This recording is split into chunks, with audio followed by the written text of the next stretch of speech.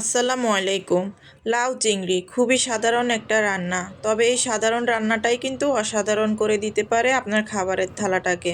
আজকে রান্নার জন্য আমাদের লাগছে টমেটো, কাঁচামরিচ, পেঁয়াজ, রসুন কুচি, রসুন বাটা, চিংড়ি মাছ, লবণ, হলুদ, লাউ।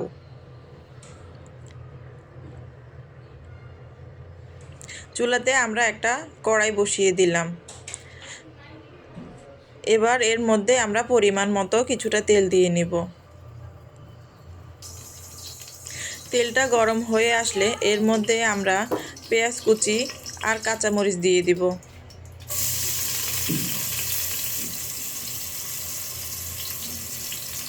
পেঁয়াজ আর কাঁচামরিচটাকে কিছুক্ষণ ভেজে নেব। একটু নরম হয়ে আসলে এর মধ্যে আমরা চিংড়ি মাছগুলো দিয়ে দিব।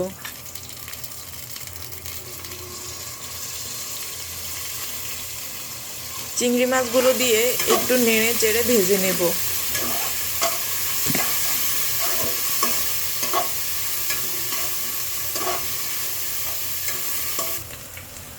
এবার এতে আমরা হলুদ আর লবণটা দিয়ে দিব।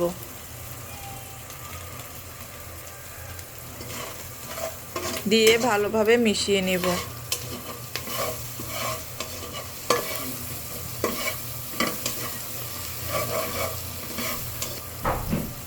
এবার এতে রসুন বাটাও দিয়ে দিব। রসুন বাটাটা দিয়েও ভালোভাবে নেড়ে চেড়ে মিশিয়ে নেব।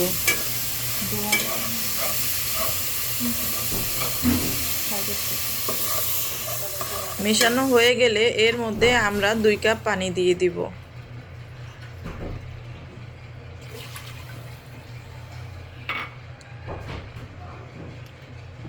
পানি দিয়ে নেড়ে চেড়ে এর মধ্যে আমরা ঢাকনাটা দিয়ে দিব। ঢাকনা দিয়ে অপেক্ষা করব বলক আসা পর্যন্ত। বলক এসে গেছে। এবার এর মধ্যে আমরা আমাদের লাউগুলো দিয়ে দিব।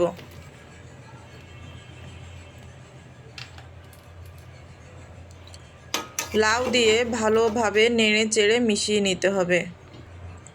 মেশানো হয়ে গেলে আমরা ঢাকনা দিয়ে অপেক্ষা করব লাউ থেকে পানি ছেড়ে আসা পর্যন্ত। লাউ থেকে পানি ছেড়ে দিয়েছে। এবার এর মধ্যে আমরা টমেটো দিয়ে দিব।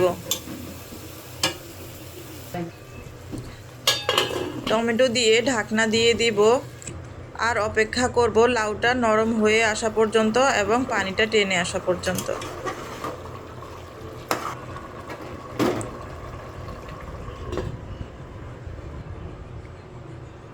এবার আমরা চুলায় অন্য একটা প্যান বসিয়ে দিব।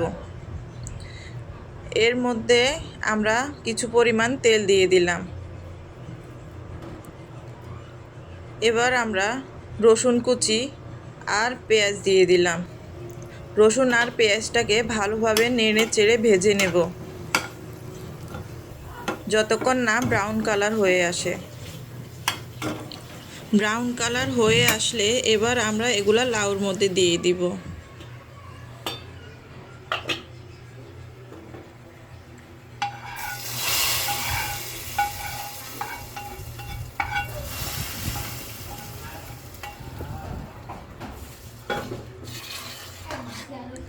এবার এগুলো আমরা লাউর সাথে ভালোভাবে মিশিয়ে নেব। মিশিয়ে ঢাকনা দিয়ে আরও 2 মিনিট অপেক্ষা করব। আমাদের লাউ রান্নাটা হয়ে গেছে। এবার পরিবেশনের পালা। বাসায় অবশ্যই একবার ট্রাই করে দেখবেন।